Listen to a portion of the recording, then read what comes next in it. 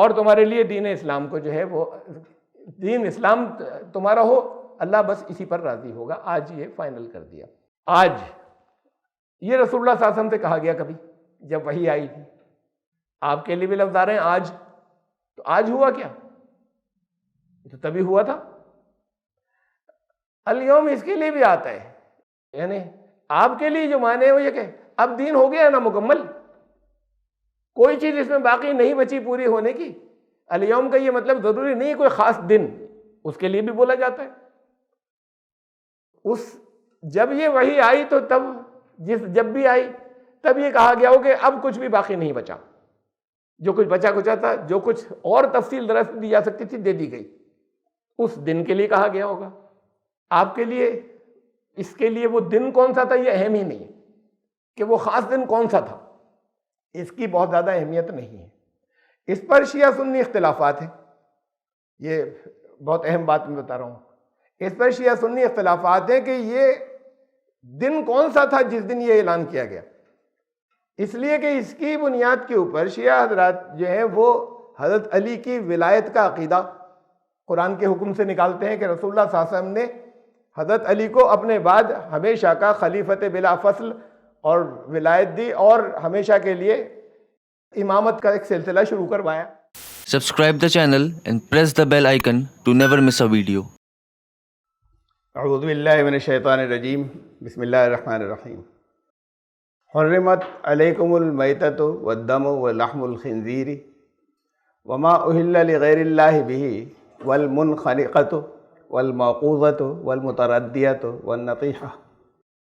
تمہارے اوپر مردار حرام کر دیا گیا، مردار کا کھانا اور خون حرام ہے، اور خنزیر کا سور کا گوشت حرام ہے، اور وہ گوشت حرام ہے کہ جس کے ذریعے غیر اللہ کو اہل بنا دیا گیا ہو،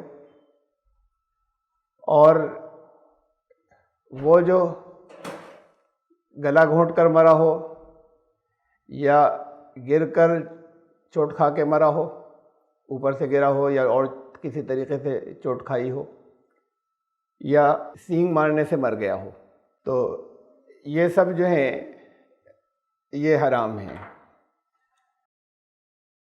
یہ سورہ نمبر 5 سورہ المائدہ کی آیت نمبر 3 ہے، اس کا ایک حصہ شروع کا، لمبی آیت ہے جہاں سے آج کا درس شروع ہو رہا ہے۔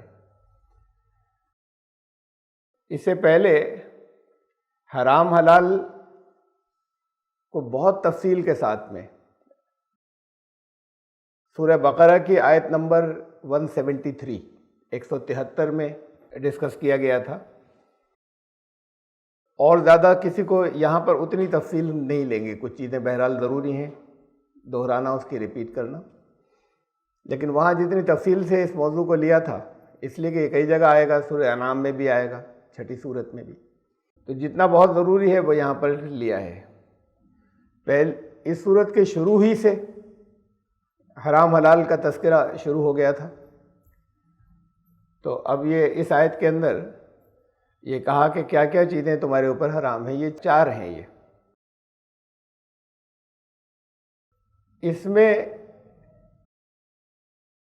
کسی جگہ جیسے سورہ بقرہ میں جو آیت آئی تھی وہاں یہ 4 جو ہیں ان کو بتا دیا گیا تھا، 4 ہیڈس کو۔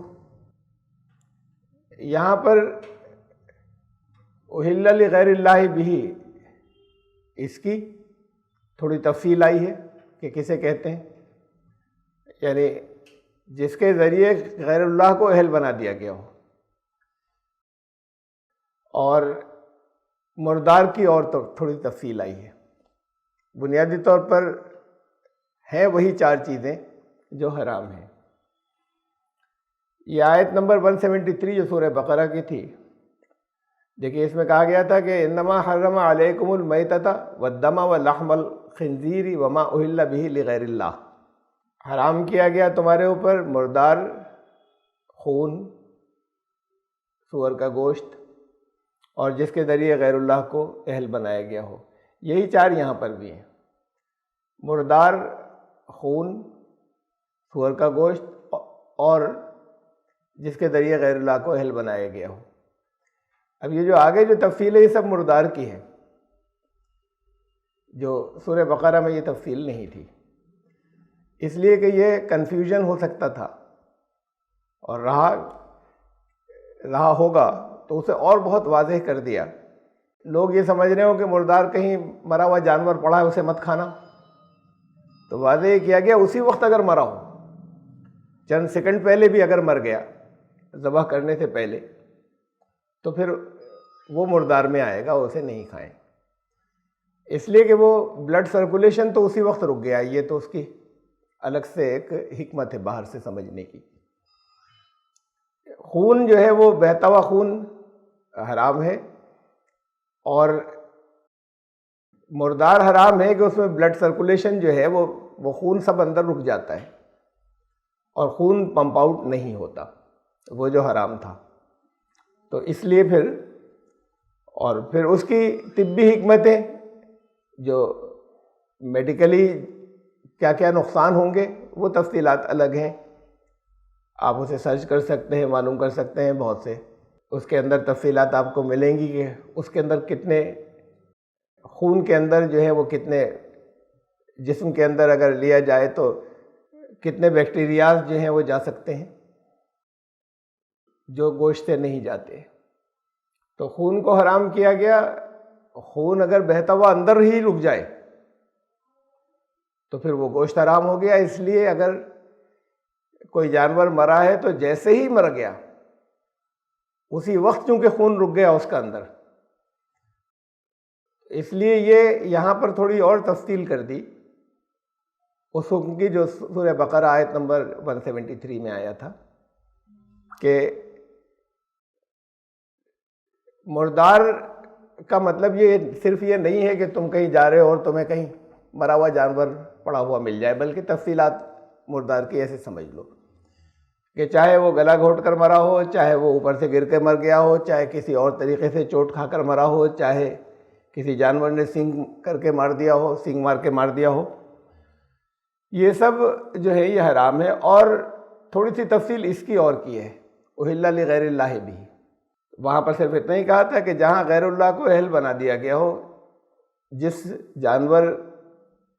جانور کو ذبح کیا گیا اس جانور کے ذریعے غیر اللہ کو اہل بنا دیا گیا ہو، اس کی تھوڑی سی تفصیل یہاں پر اور کی۔ اب یہ تفصیل مردار کی ابھی چل رہی ہے یہی آیت، وما اکل السبع، کسی درندے نے پھاڑ کھایا ہو، کسی جانور نے، دوسرے جانور نے، درندے نے کسی کو کھا کر وہاں چھوڑ دیا ہو تو وہ بھی حرام ہے۔ الا ما زکیتم، سوائے اس کے کہ تمہیں وہ سانسیں مل جائے، اس میں زندہ مل جائے اور تم ذبح کر لو اس طریقے سے، چاہے وہ پھر چوٹ کھایا ہوا ہو، چاہے وہ سینگ مارا ہوا ہو، چاہے کسی درندے نے کھا کر چھوڑا ہو، لیکن اس میں ابھی زندگی ہو باقی اور تم اسی وقت ذبح کر لو تو وہ حلال ہے، وہ بالکل مرنے کے قریب ہو اس وقت ذبح کر لو۔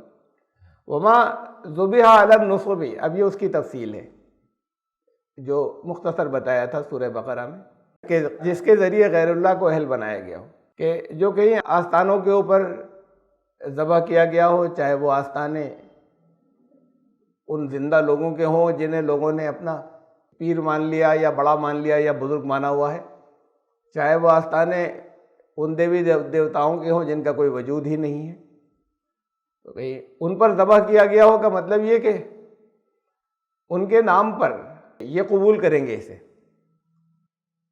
تو اصلاً ان کے نام پر حلال اور حرام صرف اللہ کا حق ہے قرار دینا، یہ اختیار نبی صلی اللہ علیہ وسلم کو بھی نہیں دیا۔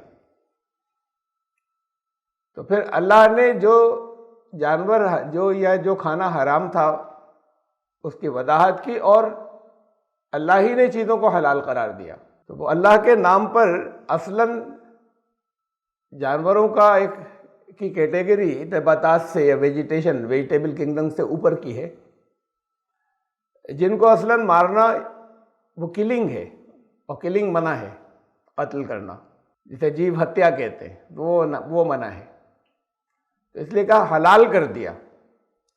تو اللہ نے ان میں سے انہیں تمہاری ضرورت کی چیزیں تھیں تو اللہ نے انہیں حلال تمہارے لیے کر دیا، کچھ پابندیوں کے ساتھ، کچھ شرطوں کے ساتھ میں کہ کون کون سے اس میں سے کون کون سے حرام ہوں گے، نمبر ایک، اور نمبر دو بات یہ کہ اس کو طریقہ کیا ہو، اس کو ذبح کرنے کا کوئی پروسیجر کیا ہو جس میں یہ ہے کہ اللہ کا نام لیا گیا ہو۔ تو پھر ان آستانوں کے اوپر ان لوگوں کی رضامندی کے لیے کہ جیسے اللہ نے حلال کیا ہے تو پھر یہ ان کے نام کے اوپر ذبح نہیں ہوگا۔ وَأَن تَسْتَقْسِمُوا بِالْأَزْلَامِ ذَلِكُمْ فِسْقٌ، اور یہ بھی حرام ہے کہ تم جوئے کے تیروں کے ذریعے تقسیم کرو، یہ بھی حدوں سے گزر جانا ہے، فسق ہے، سخت گناہ ہے۔ اب یہ جو حصہ ہے بعد میں اسے بھی یہ دونوں ہی سمجھنے کے ہیں۔ وما ذبح علی النصب، جو آستانوں پر ذبح کیا گیا ہو، یعنی وما اہل لغیر اللہ بھی کی تفصیل، کہ جو جس کے ذریعے غیر اللہ کو اہل بنایا گیا ہو، اور تیروں کے ذریعے تقسیم کرنا۔ کئی تیروں کے ذریعے آج تو کہیں کوئی تقسیم ہوتا نہیں، صرف اس وقت کے لوگوں اور کہیں اور دنیا میں پتہ نہیں ہوتا ہو یا نہ ہوتا ہو، اگر وہاں فرض کیجئے ہوتا تھا کہ تیر کوئی پروسیجر تھا، کوئی طریقہ تھا تیر چلا کر یا تیروں سے کچھ معلوم کرنا، صرف اس وقت کی چیز تھی جو آئندہ کہیں نہیں ہے یا کسی اور جگہ نہیں ہے، اس کا ذکر کیا، یہ بھی سمجھنے کی چیز ہے کہ اس کا مطلب کیا ہے۔ ابھی آگے سمجھتے ہیں اسے۔ سورہ انعام کے اندر آیت نمبر 118 دیکھیے کہ اس میں کہا گیا کہ فَكُلُوا مِمَّا ذُكِرَ اسْمُ اللَّهِ عَلَيْهِ إِن كُنتُم بِآيَاتِهِ مُؤْمِنِينَ، اسے تم کھا سکتے ہو، کھاؤ، یہ کوئی حکم نہیں ہے کھاؤ، کھانا پڑ جائے گا، اسے کھاؤ، اس کے کھانے سے منع مت کرو، کہ جس پر اللہ کا نام لیا گیا اسے حرام مت سمجھنا، کہ جس پر اللہ کا نام ذبح کرتے وقت لیا گیا، اللہ کے نام پر ذبح کیا گیا اسے، اگر تم ایمان لانے والے ہو، اللہ کی آیات پر اگر ایمان رکھتے ہو۔ اور پھر اس سے اگلی آیت کے اندر اسی بات کو اور واضح کر دیا کہ پابندی نہیں ہے، لیکن یہ بتایا گیا کہ یہ نہیں ہے کہ تم اسے حرام سمجھنے لگو۔ وَمَا لَكُمْ أَلَّا تَأْكُلُوا مِمَّا ذُكِرَ اسْمُ اللَّهِ عَلَيْهِ، یہ کیا وجہ ہے، کیا ہو گیا کہ تم اسے کھانے سے منع کر دو جس کے اوپر اللہ کا نام لیا گیا ہے۔ دیکھیے بہت اہم بات ہے کہ یہاں کہیں نہیں کہا کہ مسلمان ذبح کرے، لیکن وہ ایک خدا کو ماننے والا ہو، شرک کرنے والا نہیں ہو، دیوی دیوتاؤں کے نام پر نہیں ہو، پیر فقیروں کے نام پر ذبح نہیں ہو، ایک خدا کے نام پر ہو، ایک اللہ۔ کہیں کسی جگہ نہیں کہا گیا کہ یہ ضروری ہے کہ مسلمان نے ذبح کیا ہو۔ اور زیادہ وضاحت آگے کر دی ہے، آگے آئے گا، اہل کتاب کا کھانا تمہارے لیے حلال ہے، یعنی ان کا ذبیحہ کھانے سے مطلب انہوں نے ذبح کیا ہو، لیکن ذبح کیا ہو، پروسیجر ٹھیک ہو، یہ نہیں ہے کہ وہ یہودیوں عیسائیوں نے چاہے جو گوشت بیچنا شروع کر دیا، چاہے جس طرح کا تمہارے لیے حلال ہو گیا، کیا ہو انہوں نے ذبح اللہ کا نام لیا ہو۔ اور اہل کتاب کو خاص طور سے اس لیے کہا کہ وہاں پر توحید کا ان کی کتابوں میں تصور موجود ہے، چاہے انہوں نے اپنے یہاں بگاڑ لیا ہو۔ مشرکین اہل کتاب سے الگ ہٹ کر جن لوگوں کے پاس کوئی کتاب نہیں آئی یا آج نہیں ہے، اب ہو گئی، ہمیشہ آئی، ہر قوم کے اندر آئی، اب ان کی اگر کہیں کھوئی ہوئی ہے اور اس سے ان کا رابطہ کٹا ہوا ہے تو ان کے پاس تو کوئی ضابطۂ حیات نہیں ہے، کوئی قانون نہیں ہے ان کے پاس، تو وہ جن چیزوں پر چلیں گے وہ اپنے جو ان کے بڑے گزرے ان کی بتائی ہوئی باتوں پر چلیں گے یا اپنی باتیں خود مقرر کر لیں گے۔ ان کو جن کے پاس کتاب آئی وہ چاہے اپنے آپ کو ایمان لانے والا کہتے ہوں، مسلمان کہتے ہوں، اور چاہے وہ یہودی عیسائی یا اور لوگ ہوں اہل کتاب میں شامل، ان کے پاس کتاب موجود ہے، اب اس سے وہ الگ ہٹتے ہیں تو گناہ گار ہوں گے، یہ الگ بات ہے، لیکن ایک ضابطۂ حیات قانون تو موجود ہے، تو اس لیے خاص طور سے صرف اہل کتاب کا نام لے کر کہا، لیکن منع یہ بھی کہیں نہیں کیا کہ مشرکین میں سے کوئی جو مشرک ہیں عام طور سے لیکن ایک اللہ کو مانتے ہیں اور وہ اللہ کے نام پر ذبح کریں تو تمہارے لیے حرام ہے، یہ کہیں نہیں کہا گیا، اس لیے کہ اس اصول کو بھی پھر دوبارہ دوہرا لیں کہ چیزیں بنیادی طور پر یا کھانے پینے کی چیزیں بنیادی طور پر یا تمام اشیاء دنیا کی بنیادی طور پر اصلاً حلال ہیں، اس میں سے اللہ نے کچھ چیزوں کو حرمت کا اعلان کر دیا، حرام کا، تو اس کے علاوہ سب حلال ہے۔ بعض چیزوں کو کہا کہ حلال ہے، اس لیے کہ اس میں شبہ لوگوں کو اگر تھا تو بہت واضح طور پہ کہہ دیا کہ یہ حلال ہے، اس کا یہ مطلب نہیں کہ اس کے علاوہ باقی چیزیں حرام ہیں۔ یہ اصول بہت زیادہ ذہن کے اندر رہنا چاہیے کہ چند چیزوں کو اگر بتا دیا کہ یہ حلال ہے تو اب اس کے علاوہ باقی حرام ہو گئی، چند چیزوں کو بتا دیا کہ حرام ہے اس کے علاوہ باقی حلال ہے۔ تمہیں کیا ہو گیا کہ جن کے اوپر اللہ کا نام لیا گیا ہو ذبح کرتے وقت، اور وہی تصور ہو اس کا، یعنی یقین ہو، معلوم ہو تمہیں، کوئی شبہ کی بات نہ رہے کہ یہ ایک اللہ کے ایک خدا، ایک اللہ کے نام پر، اور اللہ کا نام لوگوں نے چاہے اپنی زبانوں میں لیا ہو لیکن مجھ سے مفہوم اس کا وہی ہو، اس لیے کہ قرآن نے کہا ایما تدعو فلہ الاسماء الحسنی، جس نام سے دل چاہے پکار لینا، اس کا نام چاہے جو سا لے لینا، لیکن اس سے مراد وہی ہو، اس کی اچھی صفات سب اسی کی ہیں، جتنی بھی اچھی صفات ہیں سب اسی کے صفاتی نام ہیں۔ وَقَدْ فَصَّلَ لَكُم مَّا حَرَّمَ عَلَيْكُمْ إِلَّا مَا اضْطُرِرْتُمْ إِلَيْهِ، اور تمہیں حرام جو ہے اس کی تفصیل بتا دی گئی ہے کہ حرام کیا کیا ہے، سوائے اس کے کہ تم بہت ہی سخت بے چینی یا مجبوری ناقابل برداشت حالت میں کہیں پھنس جاؤ، اس کے علاوہ حرام جو کچھ ہے وہ تمہیں بتا دیا گیا ہے۔ تو پھر اگر یہ بھی بتا دیا گیا کہ اگر اللہ کا نام نہیں لیا گیا، جان بوجھ کر نہیں لیا گیا، نیت تھی، زبان سے کہنا بھول گئے تب بھی ٹھیک ہے، لیکن جان بوجھ کر اللہ کا نام نہیں لیا، بے پرواہی سے نہیں لیا، اس کی کوئی توجہ ہی نہیں تھی، اگر اللہ کے نام پر نہیں کیا تو، یا غیر اللہ کا نام لیا تو پھر وہ حرام ہے۔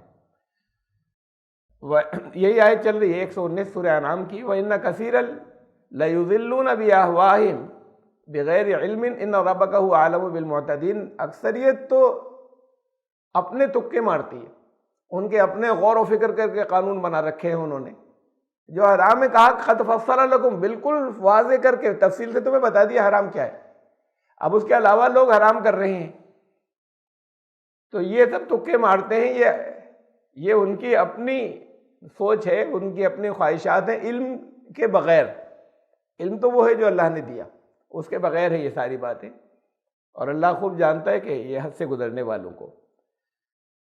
اب دیکھیے سورہ، میں پھر دوبارہ وہاں آ رہا ہوں کہ پہلی ہی آیت کے اندر شروع یہ حلال حرام کی بات شروع ہو گئی تھی، احلت لکم بہیمۃ الانعام الا ما یتلی علیکم، تمہیں بتا دیا گیا ہے، تمہارے اوپر اسی قرآن کے اندر تمہیں بتا دیا گیا ہے کہ سوائے ان جانوروں کے جو تمہیں بتائے جا رہے ہیں، حرام کے بارے میں بتا دیا گیا ہے، اس کے علاوہ تمہارے لیے یہ سارے مویشی، چوپائے، جگالی کرنے والے جانور جنہیں تم پالتے ہو، یہ سب حلال ہیں۔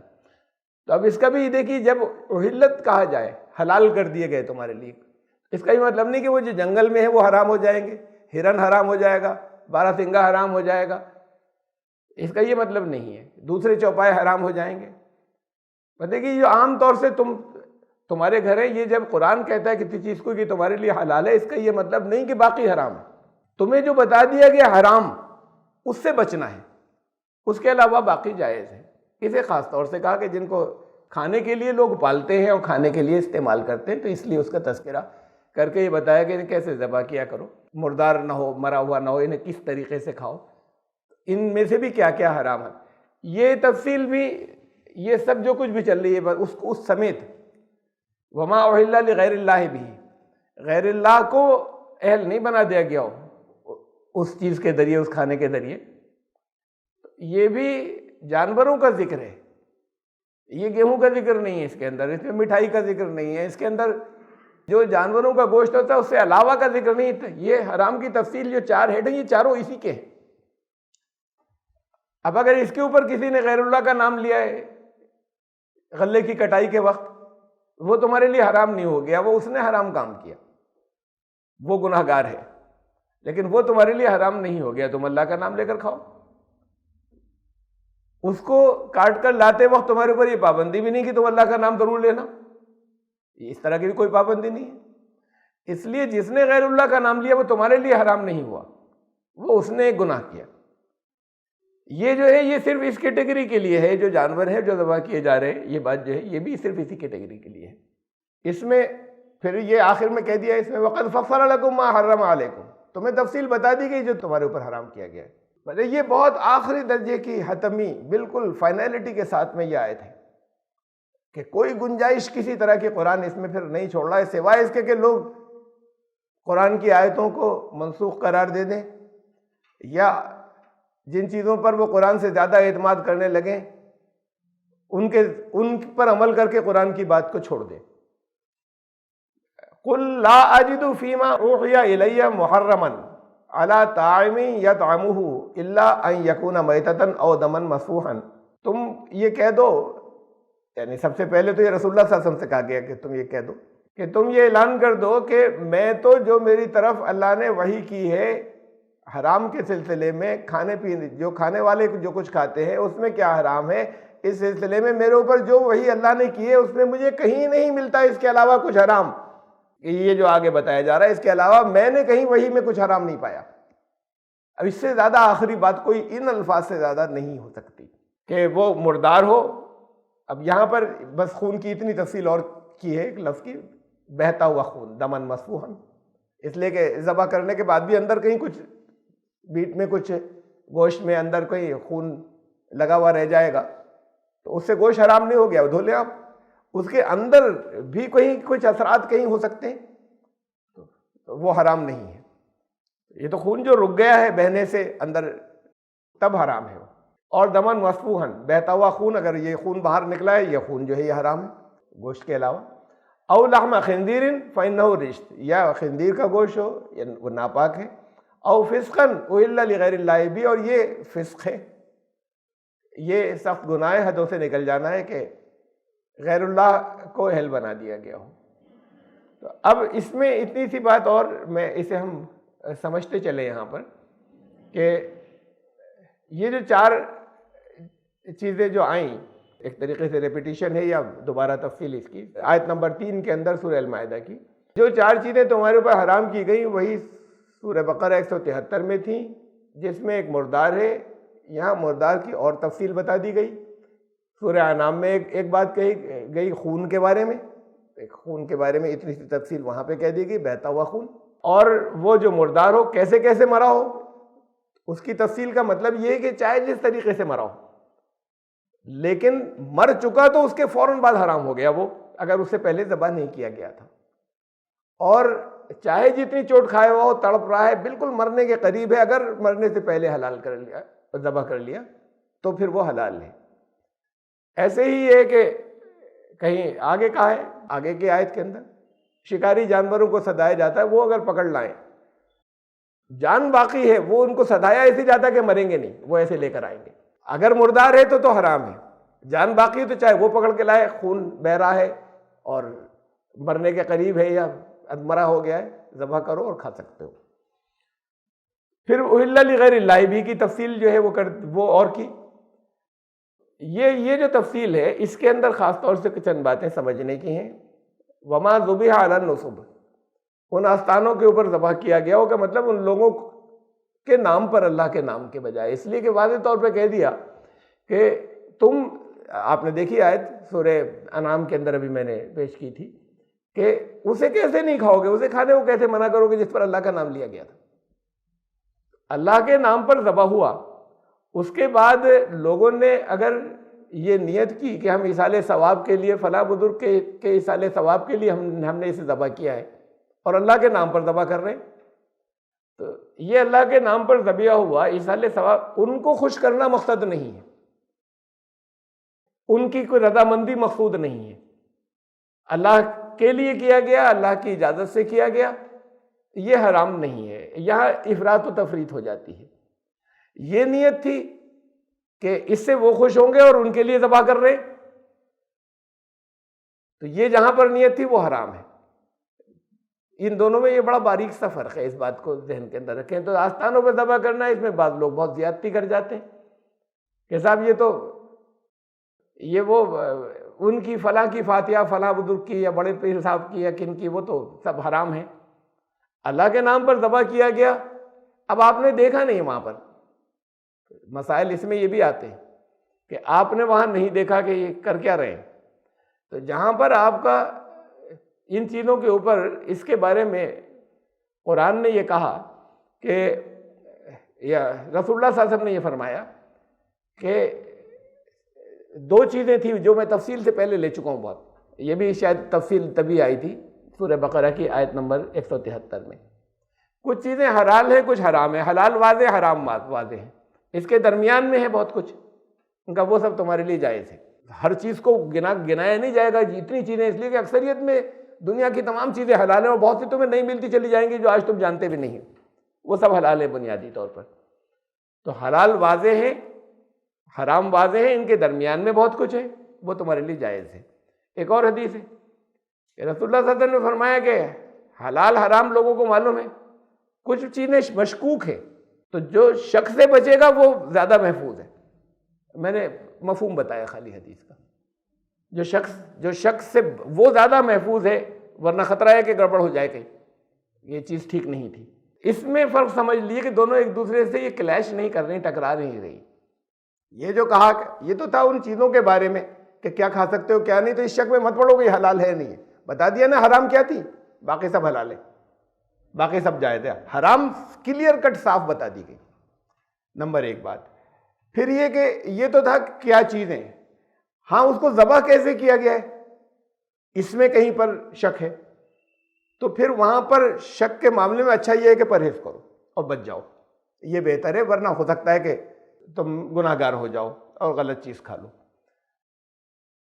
اب جہاں پر ریسٹوراں ہوتے ہیں، جہاں پر کھانے کے جوائنٹس ہوتے ہیں، جہاں کھانا ملتا ہے، عام طور سے یہ بات جو ہے یہ مانی جائے گی یا مانی جاتی ہے، ہر ایک کو جانے کے بعد زندگی تنگ نہ کریں، یہ بھی حدیث کے اندر ہے، مت کریدتے رہو ہر چیز کو، یہ تو پھر اللہ جانتا ہے تمہاری نیتوں کو بھی۔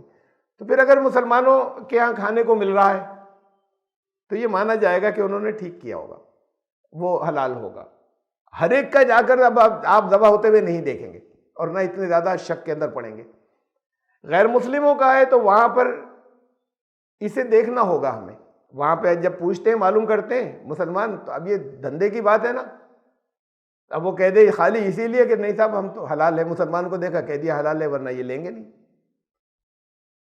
اب اس کے بارے میں ضرور تمہیں تحقیق کرنی ہوگی کہ یہ فلاں جگہ ایک دفعہ معلوم ہو جائے تو آگے کے لیے بھروسہ رہے گا، یہ ریلائبل ہے یا نہیں ہے، اس کی بات صحیح بھی ہو سکتی ہے غلط بھی ہو سکتی، کوئی طریقہ نہیں ہو معلوم کرنے کا، رہنے دو، مت کھاؤ، شبے سے بچو۔ ورنہ یہ ہے کہ بہت سی جگہوں پر بہت اچھے طریقے سے معلوم ہے کہ غیر مسلم ہے لیکن ذبح کرواتے ہیں۔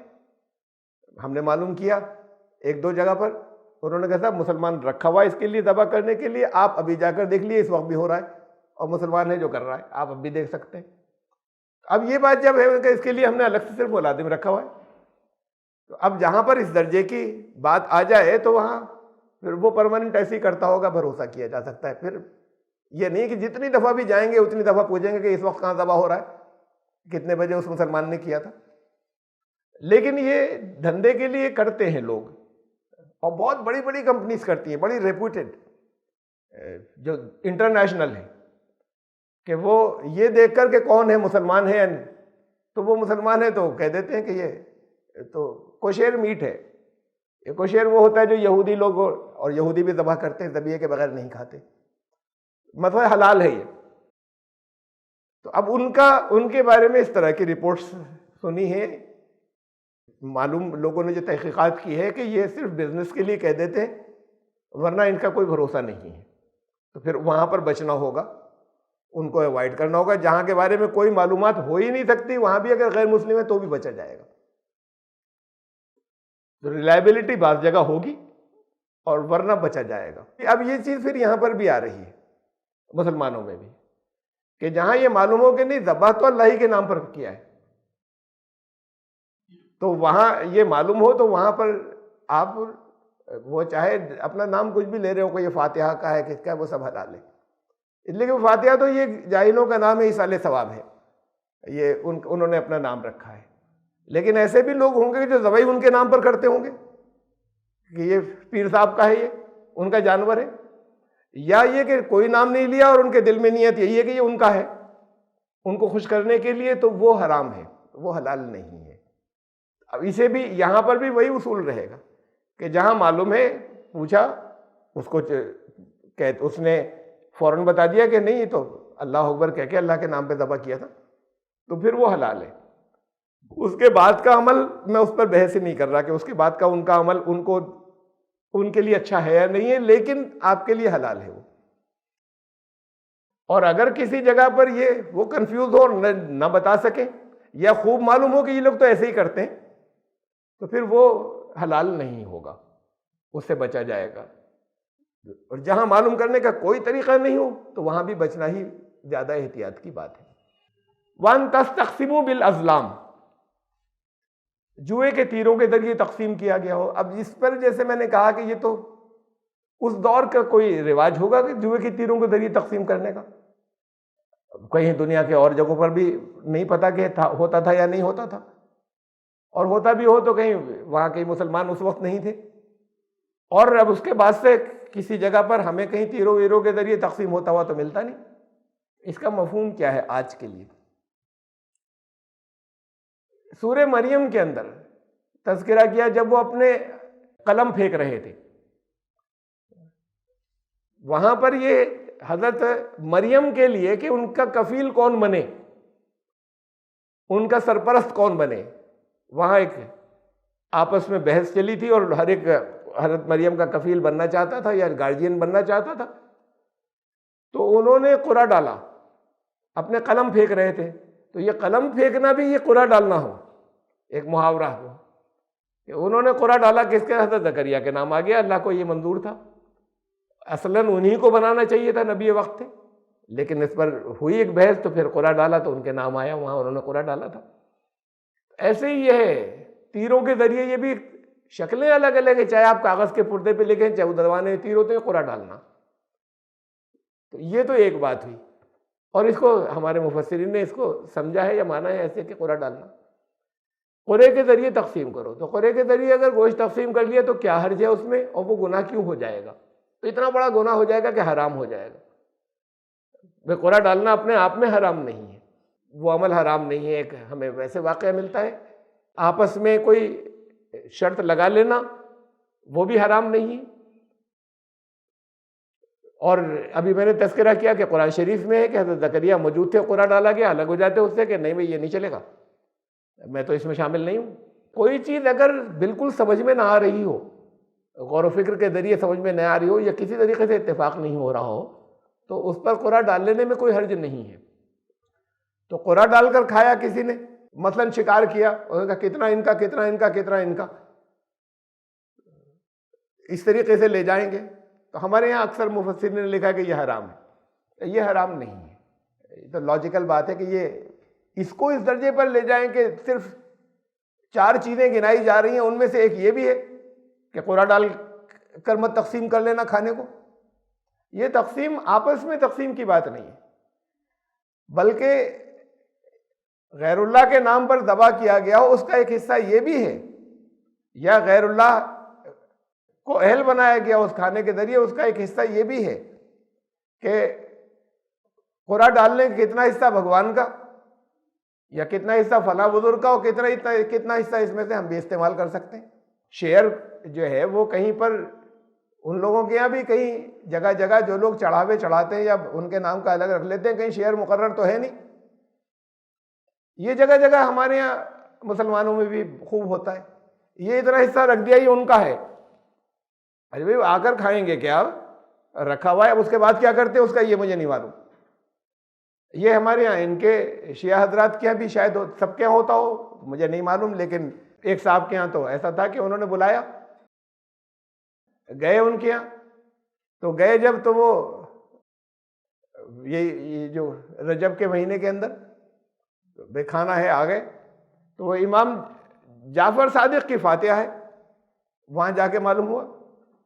اب جب فاتحہ کیسے ہے تو وہ بہت ہی ادب کے ساتھ میں، اور اس کو کچھ بڑے اچھے کپڑوں کے، لال کپڑوں کے ساتھ میں، وہ ایک کونے میں کچھ رکھا ہوا تھا۔ میں نے پوچھا یہ کیا ہے، تو انہوں نے کہا یہ ان کا کھانا ہے، امام جعفر صادق کا۔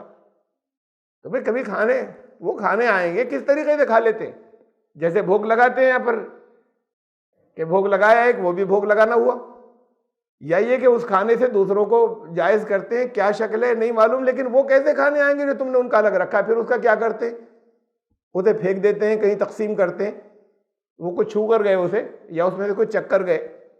تو یہ سارے تصورات جو ہیں یہ سب شرک ہیں، یہ بھوگ تو یہ تھا کہ اب وہ کتنا حصہ کریں گے، وہاں کچھ رکھا ہوا تھا جو ڈھکا ہوا رکھا تھا، وہ شیئر کتنا ہے تو شاید ان کے یہاں شیئر نہیں ہوتا ہوگا کتنا ہے، ویسے ہی نکال لیا۔ ان کے نام پر جو کچھ ہو وہ حرام ہے، اب جتنا حصہ انہوں نے اس کے لیے نکال لیا وہ تو حرام ہے، باقی آپ کھا سکتے ہیں۔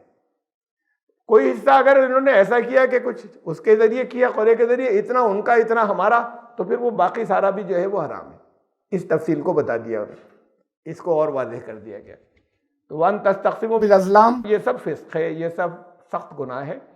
اور سورہ انعام کے اندر جو اس کی تفصیلات بتا دی کہ جب اللہ کا نام لیا گیا ہو تو میں یہ کلیئر ہو جائے تو کھا سکتے ہو، جس نے بھی لیا ہو اللہ کے نام پر ذبح کیا گیا ہو۔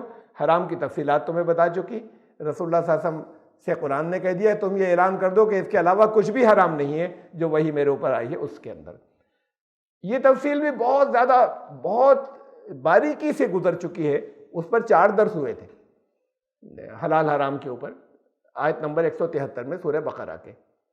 تو وہاں پر یہ ساری تفصیلات جو ہیں کہ حلال حرام کے سلسلے میں بہت باریکی کے ساتھ میں گزر گئیں کہ حرام کب اور حلال کب، اس کے درمیان کا حصہ جو ہے وہ اسے کیا کیا کہا جائے گا۔ ہاں اسے سمجھ لیں، قرآن نے کہا کہ فَكُلُوا مِمَّا غَنِمْتُمْ حَلَالًا طَيِّبًا، 2 چیزیں استعمال کی، 2 چیزیں آئیں اس میں سے وہ کھاؤ جو حلال ہو طیب ہو۔ اسے پھر سمجھ لے، جب حلال کا ذکر کیا جائے اور کہا جائے کہ اسے کھا سکتے ہو یا کھاؤ، تو اس کا یہ مطلب نہیں کہ باقی چیزیں اس کے علاوہ سب حرام ہو گئیں۔ تو اب اس سے ہمیں ایک معلوم ہوا کہ ریکمنڈیشن یہ ہے کہ طیب ہونا چاہیے۔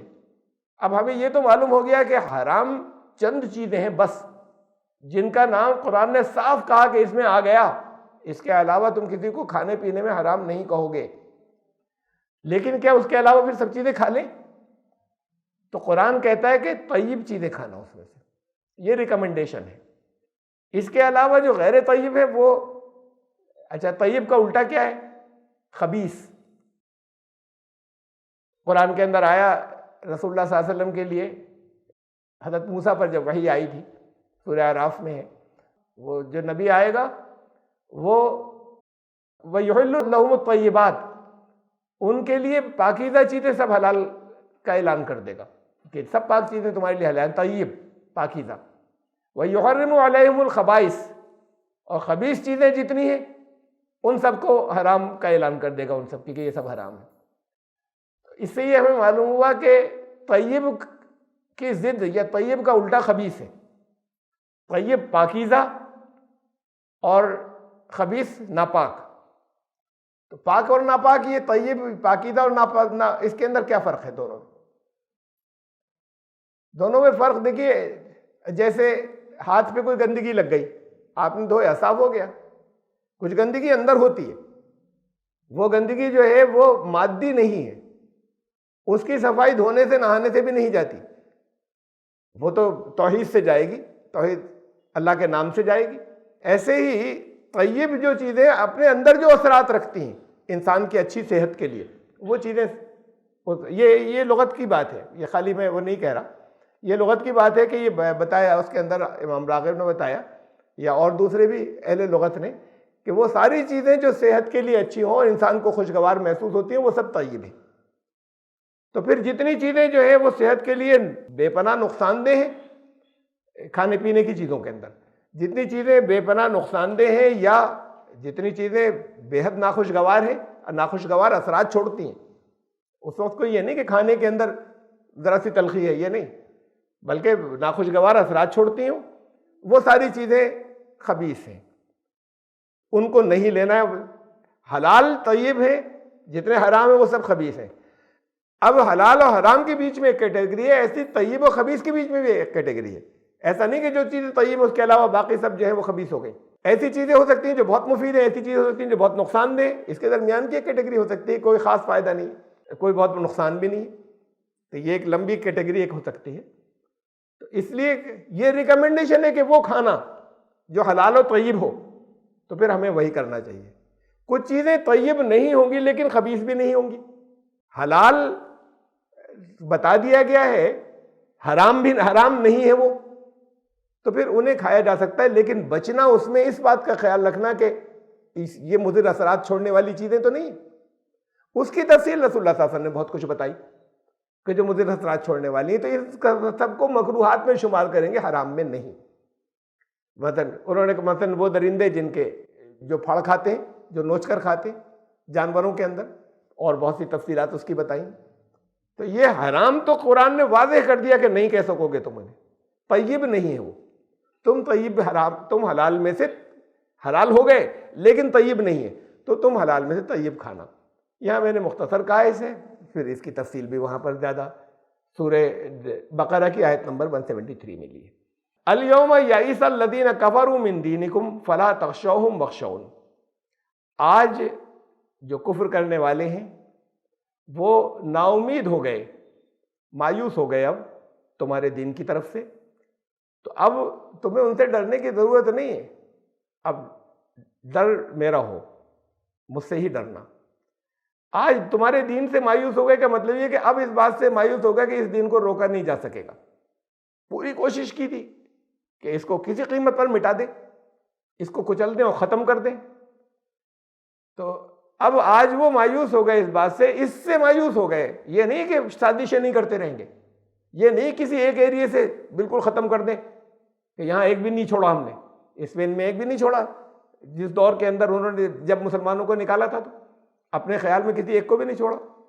تو یہ آیت کے نازل ہونے کے بہت بعد کی بات ہے، جب قرآن نازل ہوا تھا۔ اس کا یہ مطلب نہیں کہ کسی ایک جگہ پر ایسا نہیں ہو پائے گا، بلکہ یہ ہے کہ اب آج جو یہ اسلام کے مخالفین ہیں، کفر کرنے والے ہیں، سمجھنے کے بعد بھی انکار کرتے ہیں، تو وہ اسے ختم کرنا چاہتے ہیں، اور وہ اس بات سے اب مایوس ہو گئے کہ اس کو اب روکا جا سکتا ہے، اس دین کو اسے کوئی روک۔ اب یہاں آپ کے یہاں کتنے مخالفین کھل کر زبان سے اعلان کرنے والے ہیں، خفیہ مخالفین، اور کچھ قانون بنا دیا، کچھ قانونوں کے اوپر ان لوگوں نے جو مختلف جگہوں پر حکومت کے انفورس کرنے والے ہیں انہوں نے زیادتیاں کی اس لیے کہ دلوں میں تعصب ہے، یہ سب چیزیں تو الگ ہیں، لیکن کچھ وہ کھل کر اعلان کرتے ہیں۔ مثلا وہ یہاں پر ایک ہے، بے پناہ نفرت ہے اندر ان کے، یتن نرسمہانند، اس کا میں نے سنا ایک، میرا مشن یہ ہے کہ پوری دنیا سے اسلام کا صفایا کر دوں گا، مجھے اس کے لیے یاد کیا جائے گا، بس اس میں کامیاب ہو جاؤں۔ ارے تم یہیں سے نہیں کر سکو گے، یہ ایک الگ بات ہے کہ تم نے کچھ آگ بھڑکائی اور اس سے کچھ نقصان ہو گئے، لیکن آج اور تمہاری یہ بات پوری دنیا سے ختم کر دو کہ تمہاری اس بات کے اوپر اس وقت پر ساری دنیا کے لوگ تمہیں پاگل سمجھ رہے ہیں، اور اس طرح کی باتوں کے اوپر وہاں سے جو ان کے ادارے ہیں دوسرے ملکوں کے، وہ ہندوستان کو اس کیٹیگری میں رکھ رہے ہیں کہ یہ کنٹریز آف پرٹیکولر کنسرن، یعنی یہ یہاں پر مائنورٹیز جو ہیں وہ پورے طریقے سے محفوظ نہیں ہیں، یہاں بڑی تشویش کی بات ہے۔ دوسرے ملک تو یہ کر رہے ہیں تمہاری ان حرکتوں کے اوپر، تم یہاں سے کہہ رہے ہو کہ میرا مشن یہ کہ پوری دنیا کے اندر مسلمانوں کا صفایا کر دوں گا، نام و نشان میں مٹا دوں گا، میرا یہ مشن ہے، اس کو میں لے کر اٹھاؤں۔ تو بات یہ کہ یہ تو ایک پاگل آدمی ہے جو اس طرح کی بات کر رہا ہے، اس کے اثرات سے یہاں پر بہت سے تعصب، چونکہ کھلی چھوٹ ملی بھی ہے، ان باتوں کے اوپر کوئی ایسا نہیں ہوتا کہ اس کے اوپر بھی دیش دروہ کچھ لگا دیا جائے، یا ان کے اوپر بھی کوئی دفعہ لگا دی جائے، وہ پکڑ لیا جائے، آزادی ہے، وہ اس لیے کہہ رہے ہیں، کہنے کی بات۔ اس سے بہت سی نفرتیں بھی پھیل رہی ہیں، ان کو اس نفرت کو بہت آگے پھیلایا بھی جا رہا ہے، وہ سب اپنی جگہ، لیکن یہ سمجھ لیں کہ یہاں سے ختم کر دیں گے، یہ ناممکن بات ہے، یہ کوئی تصور بھی نہیں کر سکتا۔ نہ باقی اچھا کسی ایک علاقے سے فرض کرو کوئی ختم کر دے، ختم کرنا تو ممکن ہی نہیں ہے، کسی ایک علاقے سے کوئی ختم کر دے تو باقی دنیا کے اندر، تو دنیا میں جو اسلام کے مخالفین ہیں اب انہوں نے یہ امید چھوڑ دی، یہ تصور ان کے ذہن میں نہیں آ سکتا کہ یہ اب دین نہیں بڑھے گا آگے، بلکہ سب کے نظر میں یہ ہے کہ یہ بڑھتا ہوا ہے۔ آج بھی دنیا کے اندر سارے آنکڑے، سارے اعداد و شمار یہ بتا رہے ہیں، یہاں ہندوستان میں بھی سب سے زیادہ تیزی سے بڑھتا ہوا جو ہے وہ اسلام ہے، ان ساری پابندیوں اور جو کچھ گھراؤ چل رہا ہے اس کے باوجود۔ تو آج یہ کفر کرنے والے اس بات سے مایوس ہو چکے کہ اس کو اب روک سکتے ہیں۔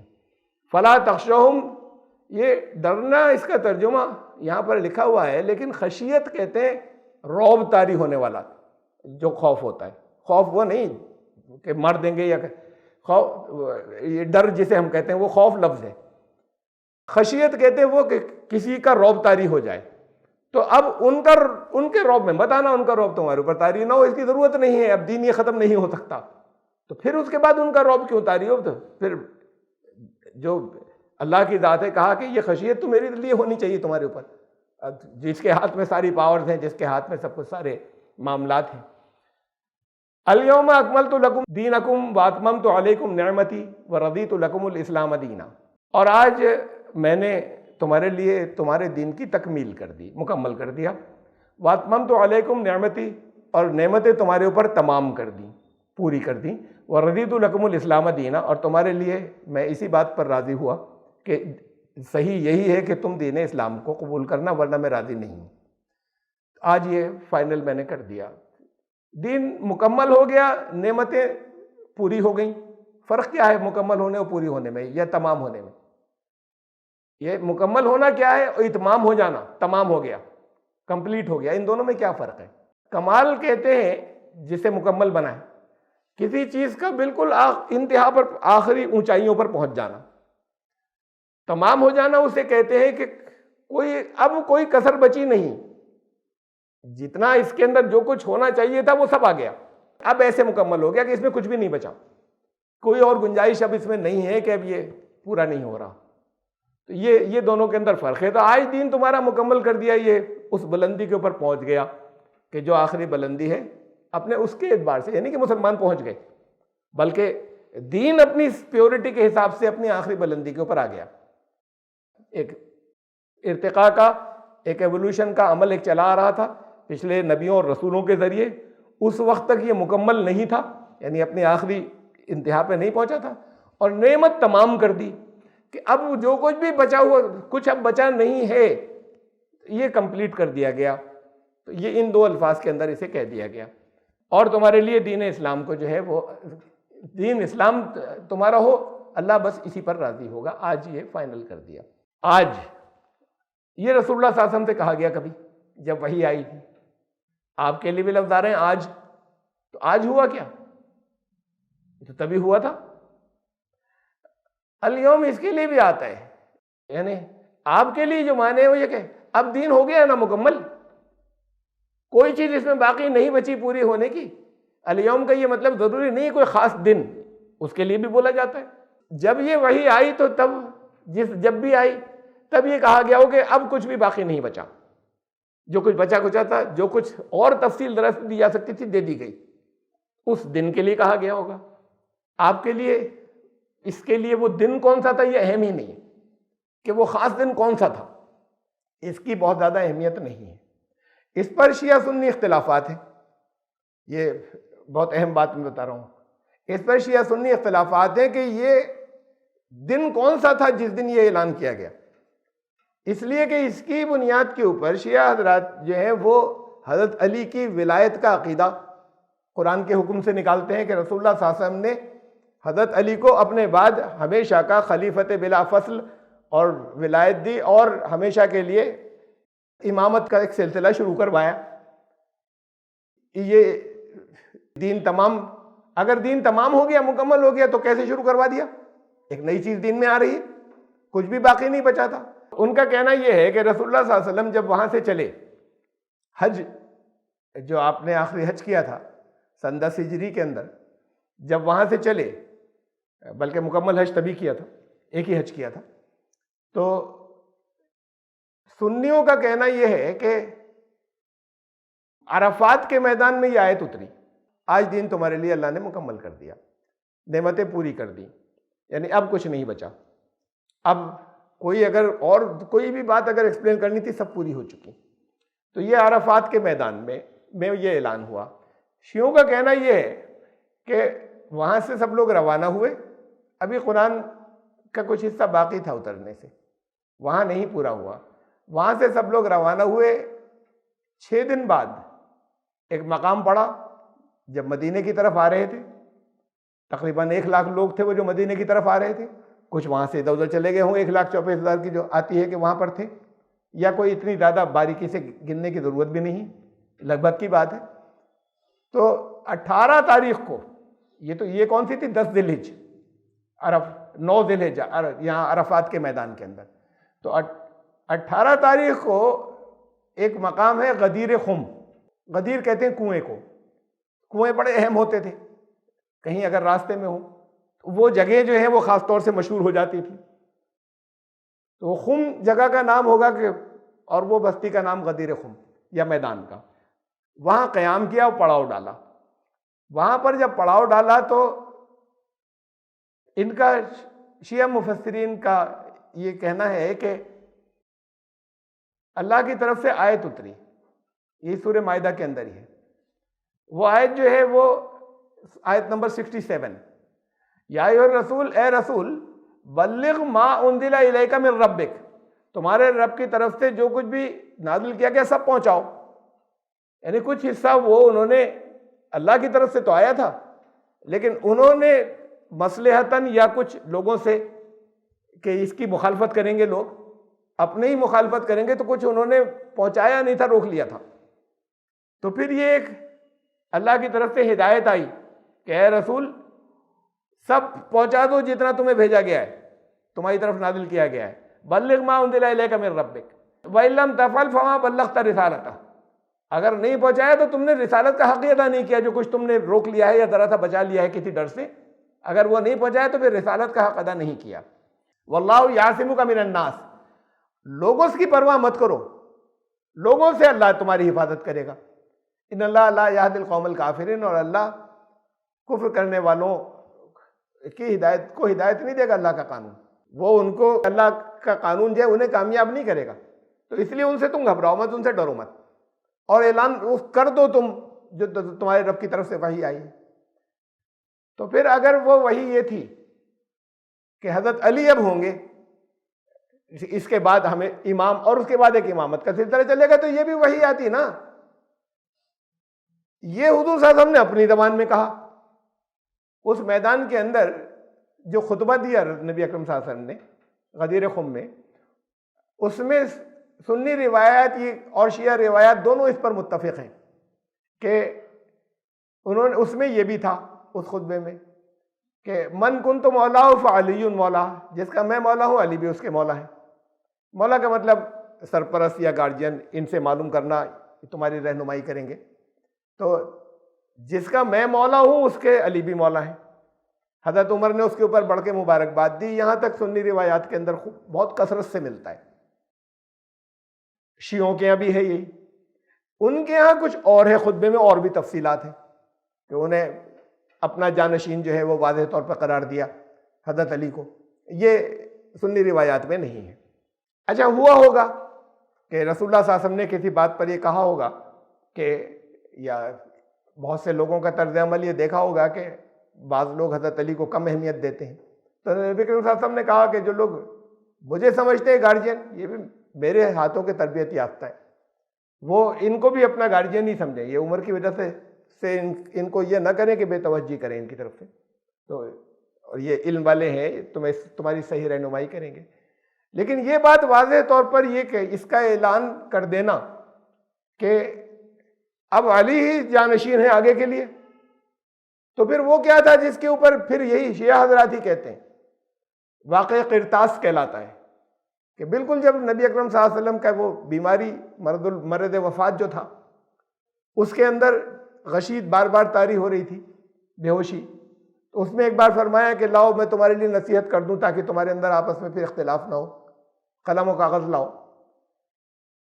تکلیف میں بہت تھے. حضرت عمر نے کہا کہ پھر اس کے بعد غشی میں چلے گئے. تو حضرت عمر نے کہا، آپس میں پھر اس میں بحث ہو گئی. حضرت عمر نے کہا کہ بڑی سخت تکلیف میں ہے، قرآن پورا ہو چکا ہے، ہمارے لیے کافی ہے، اس وقت رہنے دو. حضرت عباس نے کہا انہوں نے کہا ہے تو لایا جائے گا. اس پر بحث ہو رہی تھی. پھر رسول اللہ صلی اللہ علیہ وسلم کی آنکھ، انہوں نے دیکھا بحث ہو رہی تو منع کر دیا کہ رہنے دو، ختم کرو، اس بات کو روک دو.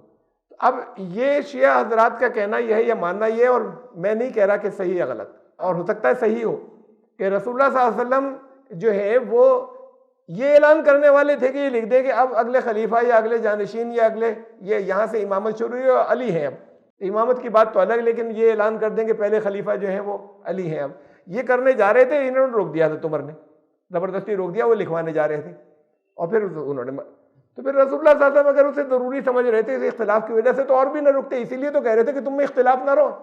تو کہتے کہ نہیں، لے کر آؤ. یہ کہہ رہے ہیں میری وجہ سے عمر، لیکن لے کر آؤ. اچھا، اسے بھی چھوڑیں. پھر یہ اس وقت اس کا مطلب ابھی نامکمل بات رہ گئی تھی نا، تبھی تو لکھوا رہے تھے.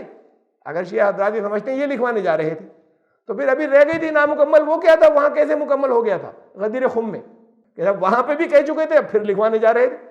وہاں 1,00,000 صحابہ وہاں موجود ہیں جن کے درمیان میں اعلان کر چکے، اب لکھوانے کی وجہ کیا ہے؟ تو پھر اس واقعے کی کوئی اہمیت نہیں رہ جاتی. بہرحال اصل چیز میں دوسری جو توجہ دلانا چاہ رہا ہوں وہ یہ ہے کہ ان کا کہنا یہ ہے کہ ان کا ماننا یہ کہ یہ آیت نازل ہوئی اس وقت غدیر خم میں، ابھی قرآن کی آخری آیت نہیں آئی تھی، مکمل نہیں ہوا تھا. تو جب یہ آ گئی تو اب رسول اللہ صلی اللہ علیہ وسلم نے سمجھا کہ اب تو مجھے اللہ نے واضح طور پہ کہہ دیا کہ جو میں نے روکا ہوا تھا اس کو بھی کہہ دو. اور وہی آ چکی تھی اور اسے روکا ہوا تھا لوگوں سے گھبرا کر، لوگوں میں وہی جو ان کے ماننے والے تھے صحابہ، ان سے گھبرا کر. تو پھر اس کے بعد کھڑے ہو کے جب یہ آ گئی تو حضرت علی کو پہلے بلا کر یہ کہا کہ من کن تو مولا فعلی مولا، اور ان کے مطابق اور بھی یہ کہا کہ اب یہ آگے جانشین ہوں گے شیعہ حضرات کے مطابق.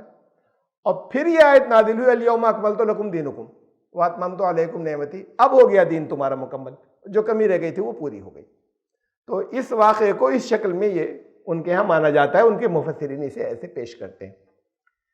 ان کے بہت مفصل، شاید سب سے مفصل ہو، بہت مفصل بڑی تفصیل کی ایک تفسیر میں نے اسے دیکھا المیزان کو، شیخ طباطبائی کی ہے، بہت مشہور ہے، اس سے لوگ لیتے ہیں اور بڑی بڑی تفسیریں اس سے لکھی گئی ہیں، دوسری اس سے اخذ کر کے. اس بڑی بحث کی ہے، بہت لمبی اس کے اوپر انہوں نے، اور تمام دلیلیں وہ کینسل کرتے چلے گئے. کتاب سنی یہ کہتے ہیں، یہ کہتے ہیں، یہ کہتے ہیں، وہ سب کینسل کرنے کے بعد اچھا کیا کہتے ہیں اس کو دیکھ لیجئے غور سے کہ دیکھیے یہ آیت جو ہے یہ پوری پڑھ لیجئے. ابھی تو ٹکڑوں میں آ رہی تھی آپ کے سامنے. اس میں یہ لال والا حصہ ہے، آج کفر کرنے والے مایوس ہو گئے کہ تمہارے دین کو روک پائیں گے، ان سے ان کا رعب مت کھانا، مجھ سے ہی ڈرنا. الیوم اکملت لکم دینکم واتممت علیکم نعمتی ورضیت لکم الاسلام دینا، آج دین مکمل ہو گیا، نعمتیں تمام ہو گئی، اسلام دین کو تمہارے لیے میں نے پسند کیا. یہ درمیان میں ہے پوری آیت کے، اور وہ اوپر حرام کیا کیا ہے تمہارے لیے اس کی تفصیل ہے. پھر نیچے پھر دوبارہ ایسا کہ جیسے اسی سے جڑا ہوا ہو، ذالکم فسق کے بعد جو بلیک میں لکھا ہے فمن اضطر فی مخمصۃ، اور پھر کوئی مجبوری میں پھنس گیا ہو، گناہ کا اس کا ارادہ نہ ہو، وہ گناہ نہیں کرنا چاہتا تھا لیکن اضطرار کی حالت میں پھنس گیا، غیر متجانف لاسم فإن اللہ غفور الرحیم، تو اللہ پھر مغفرت فرمائے گا اور رحم فرمائے گا، اس معاملے میں گناہ نہیں ہوگا.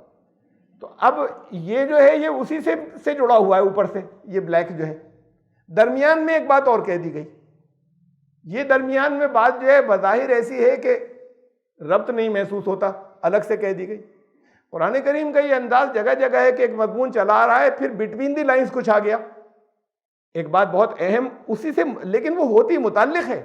بہت سی جگہوں پر جب یہ سمجھا جائے یہ متعلق نہیں ہے تو پھر یہ غور و فکر ختم ہو جاتا ہے کہ اس میں کیا ربط تھا، بے ربط ہو گئی بات، وہ غور و فکر ختم ہو جاتا ہے، اس میں سے بہت سے نکات نکلتے ہیں. تو پھر یہ درمیان میں آ گئی، جسے بٹوین دی لائنز کہتے ہیں. پھر بات پوری ہو گئی نیچے کہ یہ سب تمہارے لیے حرام کر دیا گیا، لیکن جو کوئی اضطرار میں پھنس جائے سخت بے چینی کی حالت میں تو اس کو گناہ نہیں ہوگا. تو انہوں نے شیخ طباطبائی نے جو ان کی سب سے زیادہ تفصیل کی ہے، پھر باقی بہت سے زیادہ تر شیعہ تفسیریں اسی سے لے کر دلیلیں لوگوں نے لکھی ہیں. انہوں نے لکھا کہ یہ کون سی خاص بات ہوئی کہ حلال حرام کی کچھ باتیں رکی ہوئی تھیں، بھائی بتا دی گئی تھی، اس کی تھوڑی سی تفصیل اور رک گئی تھی، ارے وہیں بتا دی ہوتی، اسی جگہ جہاں پر یہ کہا تھا کہ یہ 4 چیزیں حرام ہیں وہیں یہ تفصیل بھی اور کر دی. تو یہ سب سے بعد میں نازل ہونے کی تو اس کی کوئی تک نہیں ہے کہ بات کو اسے پورا کیا جائے. اچھا بھئی یہ تو اسی کے اندر یہ ہے جو سب سے بعد میں نازل ہوئی، آج دن مکمل ہو گیا اسی آیت میں. تو اس پر ان کو یہ کہنا پڑ گیا، درمیان میں یہ ان کو کہنا پڑ گیا کہ اصل میں یا تو رسول اللہ صلی اللہ علیہ وسلم نے خود اپنی چوائس سے، یعنی اللہ کی طرف سے نہیں، یا تو انہوں نے لکھوا دی درمیان میں یہ، یا بعد کے لوگوں نے کر دیا یہ ان کو اس کے اندر لکھنا پڑا کہ یا تو حضور صلی اللہ علیہ وسلم نے اپنی چوائس سے یہاں پر لکھوا دی یہ آیت، یا بعد کے لوگوں نے اپنی مرضی سے کر دیا، حضور صلی اللہ علیہ وسلم نے بھی نہیں کیا تھا. تو اب یہ تو چیز اس جگہ تک جاری ہے جہاں قرآن بات کی تو بہت ہی سیریس ہے. یہ اس کا مطلب یہ کہ قرآن محفوظ نہیں بچا، یہ بات والی جو کہتی انہوں نے. لیکن رسول اللہ صلی اللہ علیہ وسلم بھی قرآن کے معاملے میں جتنی ترتیب تھی وہ ان کی اپنی چوائس نہیں ہوتی تھی. یہ بات بھی بہت بڑی بات ہے جو انہوں نے کہی. صرف اس لیے کہنی پڑی کہ وہ یہ ثابت کرنا چاہتے ہیں کہ ان کے پاس غدیر خم میں، اب ان کے یہ روایت ہے، غدیر خم کے اندر یہ حکم آیا کہ اب پہنچا دو سب، جو کچھ تم نے روکا ہوا ہے روکنا مت. تو پھر حضور صلی اللہ علیہ وسلم نے خطبہ دیا کہ اب علی جو ہیں وہ میرے جانشین ہوں گے. اور پھر یہ آیت نازل ہوئی کہ آج دین مکمل ہو گیا. تو یہ آیت تھوڑی ہے، یہ تو آیت کا حصہ ہے، اس کو آیت کہہ دینا ہی غلط ہے. پوری آیت تو یہ ہے، کنٹیکسٹ معلوم ہے ہمیں، سیاق و سباق، بلکہ آیت نمبر 1 سے ہی حرام حلال کا ذکر چل رہا ہے، لگاتار چلا آ رہا ہے. اس کے بعد بھی حرام حلال کا چل رہا ہے آیت نمبر 4 میں، آیت نمبر 5 میں. تو وہی تذکرہ چلا آ رہا ہے. اس میں سے بھی اس آیت کے درمیان میں بھی یہ درمیان میں یہ چیز موجود ہے. اب یہ کہنا کہ یہ ایک الگ آیت تھی، اس کو حضور صلی اللہ علیہ وسلم نے یہاں بیچ میں لکھوا دیا یا بعد کے لوگوں نے گھسا دیا، تو یہ تو بہت بڑی جسارت ہے. چاہے وہ جتنا بڑا ان کا قد ہو، چاہے جتنے اچھے مفسر ہو، بہت تفصیلات ان کی نکات نکالنا بہت اچھے ہیں، تفسیر کے اندر بہت قابل ہیں. لیکن یہ جو ایک عقیدہ ہے، وہ عقیدہ جب مان لیا انہوں نے، تو اس عقیدے کو کسی نہ کسی شکل میں قرآن سے ثابت کرنا ہے، تو اس میں پھر یہ جسارتیں ہو جاتی ہیں جو غلط ہیں. اصل بات سب سے اہم جو میں کہتا رہا ہوں، جو میں سمجھتا ہوں، وہ یہ، رسول اللہ نے کسی کو مقرر کیا تو پھر رسول اعلان کرتے تھے، قرآن اعلان کرتا تھا واضح انداز میں کہ یہ رسول ہیں ساری دنیا کے لیے. انی رسول اللہ الیکم جمیعا، کہہ دو اب تم سب کی طرف میں رسول بن کر آیا ہوں، جتنے ہیں دنیا کے اندر، جتنے آئیں گے میں سب کی طرف رسول بن کر آیا ہوں. تو اس کا واضح اعلان ہوتا ہے. اتنی اہم بات کہ اللہ کی طرف سے امام مقرر ہوں گے، وہ مقرر اللہ ہی کی طرف سے ہوں گے، اور وہ بھی معصوم ہوں گے، وہ بھی صرف اس کے کہ نئی وحی نہیں آئے گی بلکہ اس کی آگے تشریح کریں گے. تو جب وہ مقرر اللہ کی طرف سے ہوں گے، یہ اس کے اندر، اور اتنا جو آج تک اختلاف چلا آ رہا ہے، اتنا بڑا اختلاف بھی اللہ کو معلوم تھا کہ رہے گا ہمیشہ، اس کا قرآن اعلان نہ کرے صاف الفاظ میں کہ اب 12 امام آئیں گے، وہ ہمیشہ تمہاری رہنمائی کریں گے، وہ جو ہیں وہ سارے معصوم ہوں گے. اس کا کیوں نہ اعلان کرے؟ وہاں پہ یہ ہوگا کہ اب یہ اعلان کر دو کہ اس کے بعد یہ ہوگا، تمہاری نبوت کے بعد اب یہ ہوگا. اس کو جگہ جگہ قرآن شریف سے استخراج کرتے ہیں، ڈیڈیوس کرتے ہیں. وہ قرآن میں سے بہت سی جگہوں سے کرتے ہیں، ایسا نہیں کہ قرآن میں سے نہیں کرتے، بہت سے وہ تو کہتے ہیں ہم 200 آیات سے کرتے ہیں اس کا استخراج. آپ 200 نہیں، آپ قرآن کی 600 آیات سے استخراج کر لیجئے. یہ بنیادی عقیدے میں جب انہوں نے شامل کیا امامت، تو اس کو بنیادی عقیدہ استخراجی یا ڈیڈیوس کرنے والا نہیں ہو سکتا کہ صاحب آخرت ہم ان آیتوں سے نکال رہے ہیں، ورنہ صاف لفظوں میں تو آخرت کو کہا نہیں گیا تھا. توحید ہم 500 آیتوں میں سے نکال رہے ہیں، ورنہ اصل میں تو صاف لفظوں میں توحید کو کہا نہیں گیا تھا.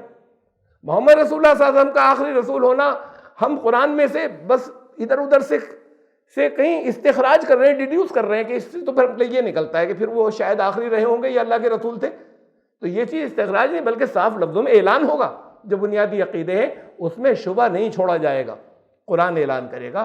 کسی جگہ پر کوئی صاف اعلان ہوتا کہ اب اس کے بعد امامت کا سلسلہ چلے گا، وہ بھی اللہ ہی کے حکم کے مطابق ہے اور اللہ کی طرف سے، چاہے نام نہ بھی لیے جاتے لوگوں کے. ایسی کوئی چیز جب قرآن میں نہیں ہے تو وہ بنیادی عقیدہ غلط ہے، وہ بنیادی عقیدہ نہیں بن سکتا. لیکن چونکہ بنا، جس وجہ سے بھی بنا، تاریخ جو ہے تاریخی تعصبات کی وجہ سے، اس تاریخی تعصبات میں بنیادی طور پر اصلاً وہ حق پر تھے اہل بیت شروع میں، لیکن بعد کو جب وہ لگاتار ان کا گھراؤ رہا تو اس میں پھر وہ لوگ نکلے آگے کی نسلوں میں جنہوں نے ان چیزوں کو عقیدہ بنا دیا. وہ جو جس چیز کو وہ سمجھتے تھے کیا صحیح ہو کیا غلط، اور اصل میں وہی زیادہ حق کے اوپر تھے، وہی گروہ حق پر تھا، لیکن اسے پھر عقیدے کا درجہ دینے کے لیے پھر یہ چیزیں لائی گئی، ایمانیات کے اندر شامل کی گئی. یہ بات کے دور میں، اور آج سب لوگ اسے ایسے ہی مانتے ہیں. تو پھر روایات جیسے یہاں بہت سی گڑی گئی، ایسے وہاں پہ بہت سی گڑی گئی. اب یہ درمیان میں یہ کہنا کہ اب یہ آیت اب نازل ہوئی کہ اے رسول پہنچا دو، انہوں نے کچھ روکا ہوا تھا لوگوں سے ڈر کر، پھر پہنچا دیا. ارے تو یہ پھر جو پہنچا دیا، جب تم سے کہا کہ تو پھر یہ پھر والا حصہ بھی تو قرآن میں ہی آتا، جو انہوں نے اتنا تو زبانی پہنچا دیا، پھر یہ آیت آئی کہ اب دین مکمل ہو گیا. وہ حصہ بھی اللہ کی طرف سے نازل ہوا کہ تمہارے رب کی طرف سے جو نازل ہوا ہے اسے پہنچا دو. اگر سب نہیں پہنچایا تو پورا نہیں ہوا، اس کا مطلب کچھ وحی کا حصہ روکے ہوئے تھے. جب وحی کا حصہ روکے ہوئے تھے تو پھر اس کو وہ بول دیتے، وحی کا حصہ تو کچھ بھی نہیں روکے ہوئے تھے. آیت آتی اس آیت میں بتا دیا گیا ہوتا. اب اماموں کا سلسلہ شروع ہوگا، کوئی نہیں آئی ایسے. وہاں کھڑے ہو کر انہوں نے کچھ کیا. اب یہ ہوا، اب یہ آیت آئی کہ آج دن، اب دین جو ہے وہ مکمل ہوا اور اب دین پورا ہوا. تو وہ تو پھر بات پوری ہی نہیں ہوئی کہ تمہارے رب کی طرف سے جو تمہارے اوپر نازل کیا گیا یہ وحی کے لیے آتا ہے. ورنہ پھر وہ یہاں پر بھی وہی چیزیں جو وہاں پر بہت سی خرابیاں سنیوں کیا، خفیہ وحی کے نام کے اوپر پتہ نہیں کیا کیا ہوتا ہے. یہ خفیہ وحی آ گئی تھی وہ پہنچا دو. ارے خفیہ آ گئی تھی تو پھر اس کو وحی کا حصہ کیوں نہیں بنایا؟ تمہارے اوپر تمہارے رب کی طرف سے بلغ ما انزل الیک من ربک، اسے پہنچا دو. تمہارے رب کی طرف سے تم پر نازل ہوا ہے اسے پہنچا دو. وہ تو قرآن کا حصہ ہوتا، وہ آیت ہوتی. ایسی تو کوئی آیت نہیں تھی. پھر یہ آ گیا جب انہوں نے زبانی کہہ دی یہ بات تقریر میں کہ علی جو ہے وہ بھی مولا ہیں، اس کے بعد پھر اب یہ آیت نازل ہو گئی، الیوم اکملت لکم دینکم، آج دین مکمل ہو گیا. ایک پہلو اور اس آیت کا رہ گیا ہے، اسے ہم اگلی بار ڈسکس کریں گے. اس آیت کے اس حصے کا الیوم اکملت لکم دینکم، یہ اس کے اوپر شیعہ سنی اختلافات یا غدیر خم کے بارے میں جو شیعہ حضرات یا شیعہ علماء جو کچھ سمجھتے ہیں، میرے نزدیک وہ درست نہیں ہے. بہت سی چیزیں جو ایمانیات سے متعلق بعض شامل ہو گئی ہیں، میرے نزدیک اس کے اندر شیعہ حضرات کو جو روایات پہنچی وہ روایات غلط تھیں، جس کی بنیاد پہ عقیدے بن گئے. اور جہاں تک اس کا اعمال کا سوال ہے اور فقہ کا سوال ہے، میں نے جتنی چیزوں کو دیکھا ہے اس میں بیشتر حصے میں اس میں وہ زیادہ صحیح راستے کے اوپر ہیں سنیوں کے مقابلے میں. تو بہرحال یہ سمجھ لینا کہ ہر چیز حق ان کے پاس ہے، جنہوں نے اپنے آپ کو سنی بنا رکھا ہے، یہ بھی ایک فرقہ ہے. یہ سمجھنا کہ ہر چیز ایک چیز جو ہے وہ ہر طرح کی حق ان کے پاس ہے، جنہوں نے اپنے آپ کو شیعہ ڈکلیئر کیا ہوا ہے، وہ بھی ایک فرقہ ہے. یہ تو تمام اختلافات کی جڑ ہے جس سے اختلاف کبھی ختم نہیں ہوں گے. یہ سمجھ لینا کہ ہر چیز ہمارے پاس حق ہے اور ہر چیز دوسری جگہ باطل ہے. اپنے آپ کو نیوٹرل کر کے بیٹھیں، غیر جانبدار کر کے بیٹھیں. اور اصل میں تو ساری دقتیں پیدا جو ہوئی ہیں وہ ان روایات کی وجہ سے ہوئی ہیں جو قرآن کے خلاف جاتی ہیں. اور لیکن اس کو پھر بھی فائنلی مان رکھا ہے ہر ایک نے کہ یہ ہمارے یہاں کی، تو یہ سچ ہے. تو ساری شیعت کے اندر وہ اختلافات جسے میں یہ سمجھ رہا ہوں کہ یہ ٹھیک نہیں تھی، وہ بھی ان کی سب روایات پر جو ہیں وہ بیس کرتی ہیں. ان کی اپنے یہاں کی روایات یہ سننے نہیں مانتے، ان کے یہاں کی شیعہ نہیں تسلیم کرتے. تو پھر یہ مسئلہ تو کبھی حل ہوگا ہی نہیں، اختلاف بھی کبھی دور نہیں ہوگا. جس چیز کے بارے میں کبھی اختلاف دور نہیں ہوتا، قرآن نے کہا حکم قرآن کو بنا لینا. حکم بنائے کہاں سے قرآن کو؟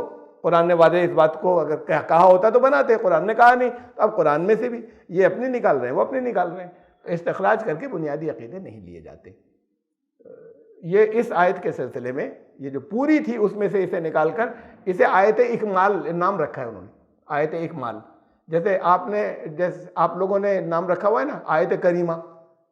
اللہ نے تو نام نہیں رکھا تھا آیت کریمہ اس کا، لیکن پہچان کے لیے یا اپنے اس کے لیے کہ جیسا اس سے ساری ہر طرح کی جو اگر اس کا ورد ہو جائے 1.25 مرتبہ پڑھ لیا جائے تو پھر ہر طرح کی جو مشکلات ہیں وہ ختم ہو جاتی ہیں اور ہر تمنا اور ہر مراد پوری ہو جاتی ہے. اب یہ ایک تصور جب بنا ہوا ہے تو پھر اس کا نام رکھ لیا، اس سے بڑا کرم ہوا، یہ اللہ کا کرم ہے. تو اس کا نام رکھ لیا آیت کریمہ. ایسے قرآن کی تو ہر آیت کریمہ ہے. بہرحال پہچان کے لیے لوگوں نے نام رکھ لیا.